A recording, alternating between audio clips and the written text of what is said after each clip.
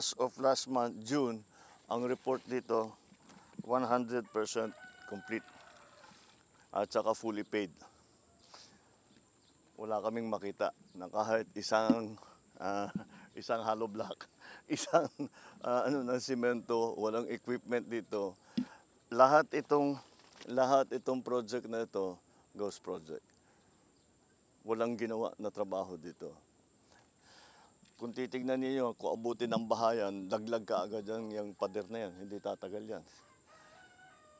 So substandard pa rin. Ang katakataka, hindi namin mahanap itong kontratang ito. So hinahanap pa rin namin. Kaya hindi na namin malaman. Kasi siguro sinabcontract ng gusto. Ito ghost project talaga ito. Wala talagang ginawa. Kahit isa. Ni minsan. Sinabihan daw si chairman na umpisahan. Tapos umatras din. Ano? Sinabi, nagpatulong daw sa barangay. At sabi, sisimula na ito.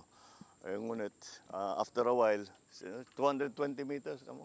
220 meters dapat ang ilalagay dito na flood protection. Pagkatapos, sinabi sa barangay na magpapatulong para ilalagay nila yung project. Tapos umatras din. Sinabi after a while, di na matutuloy.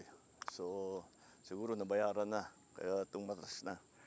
Di bale, sige chairman, titingnan natin ito. Ayusin natin.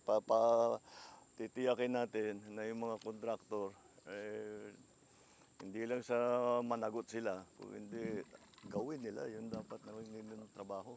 Kawawa naman itong mga nababaha. Alright, anyway, that's another example of the kind of problems that we have been facing since we put up the website. Ang dami talagang sumusulat, and this is a perfect example of the abuse that is being done by some of these contractors. And this is not, unfortunately, hindi lang ito na project na ganito.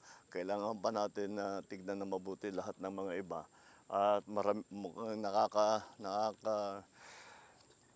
nakakalungkot, pero ang dami pang iba na sa aming palagay, ganito rin, na ganitong kalaki na project, 220 meters, 55 million ang kontrata, walang nagawa. Kahit ano, walang nagawa. Hindi man nakapagpala kahit isa lang pa. Okay, so we'll keep going. And very ongoing naman yung ating mga investigation. Pinag-aaralan namin lahat, tinitignan namin lahat ng mga sinusumbong sa amin. And we will not stop. We will keep going until ma-identify na mabuti at makasuhan na mabuti lahat itong mga kontraktor at kung sino man ang mga nakakuha ng kontrata. Baha po talaga. Baha po talaga. Dinanas ko dito hanggang dito po talaga baha. Siyempre po, lilikas kami dito, magtatanggal ng gamit, iaangat lahat. Kaya po talaga yan, yung pag po talaga natapos siya, mapakalaking tulong sa amin yan.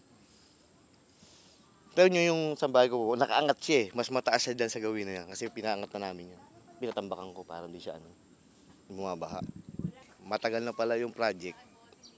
Hindi na kaagad nagawa ng Siyempre nakakaano yun. Kasi gusto talaga namin matapos siya gawa ng, hindi namin alam kung tatamaan yung bahay.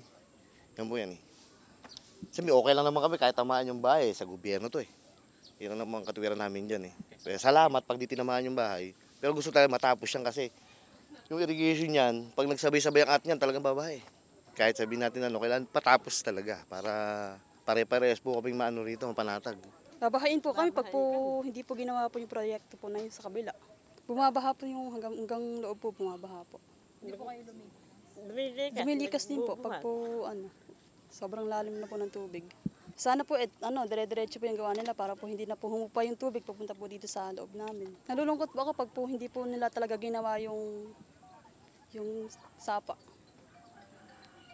Kasi po malaking tulong po talaga po sa amin pag po nalagyan po ng flood control po yung gilid. Hindi na po kami babahain.